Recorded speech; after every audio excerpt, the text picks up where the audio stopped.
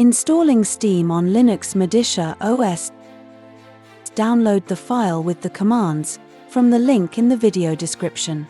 Copy the commands one at a time into the terminal and press Enter.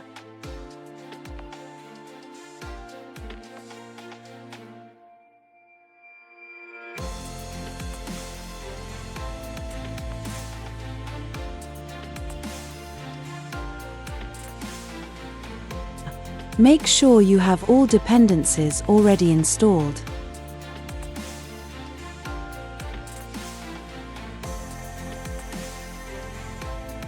Now launch Install Steam and wait for the installation to finish.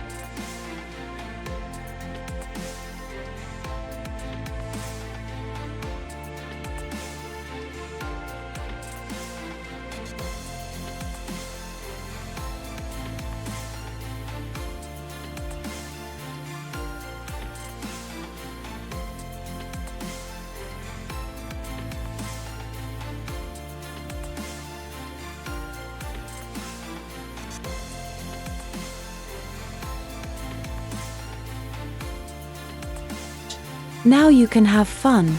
That's all.